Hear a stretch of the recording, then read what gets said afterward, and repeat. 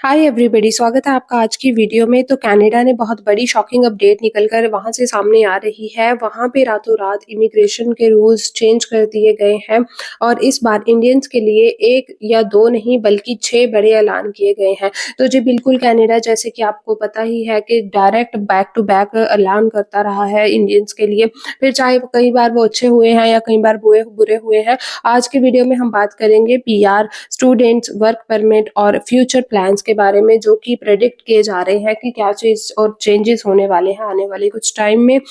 तो वीडियो को एंड तक ज़रूर देखिएगा, क्योंकि लास्ट अनाउंसमेंट आपके लिए गेम चेंजर हो सकती है। तो कनाडा का पहला ऐलान ये है कि जो लोग ऑलरेडी कनाडा में हैं उनको पीआर के में प्रायोरिटी मिलेगी।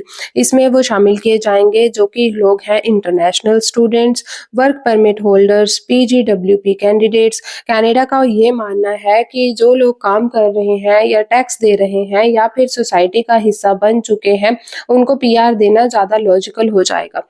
तो जी बड़ा ऐलान जो दूसरा निकल कर सामने आया है, वो आया है इंडियन स्टूडेंट्स के लिए।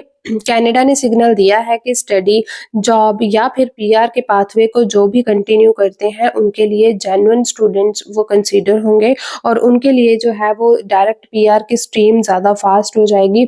आप लोगों की लीगल कॉलेज या यूनिवर्सिटी होनी चाहिए, आप लोग लीगल कॉलेज या यूनिवर्सिटी से पढ़ाई करते होने चाहिए हो, part time study, post study work permit या रूल्स के ऊपर आप होने चाहिए हो, तो आपके चांसेस 2026 में बेटर हो जाएंगे। तीसरा जो बड़ा ऐलान आया है वो आया है जी वर्क परमिट होल्डर्स के लिए। कनाडा ने कहा है कि एक्सपीरियंस वाले वर्कर्स को कंट्री छोड़ने पर मजबूर नहीं किया जाएगा।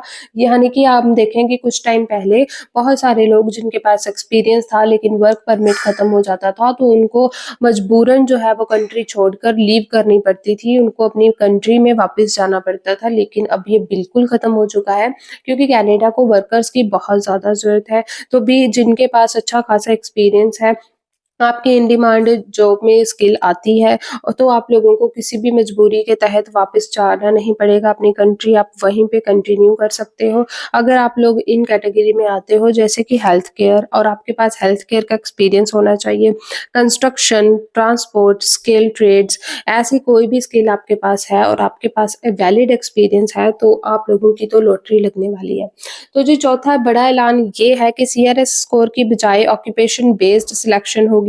इसका मतलब ये है कि सिर्फ पॉइंट्स नहीं, स्किल डिमांड ज़्यादा इंपॉर्टेंट होगी। अगर आपका एक्सपीरियंस हाई डिमांड जॉब में है, तो आपका लो सीआरएस स्कोर के बावजूद भी इनविटेशन आ सकता है। जैसे कि हमने देखा कि 2025 में जो हेल्थ केयर वाले ड्रॉ थे वो कम से कम 425 तक भी गया था और नीचे से नीचे वो 385 तक भी गया था। तो आप खुद भी देख सकते हैं कि वहाँ पे कितना ज़्यादा कम स्कोर था। उनके लिए सीआरएस स्कोर मैटर नहीं करता, उनके लिए ये चीज़ मैटर करती है कि आप लोगों के पास किस कैटेगरी में एक्सपीरियंस है।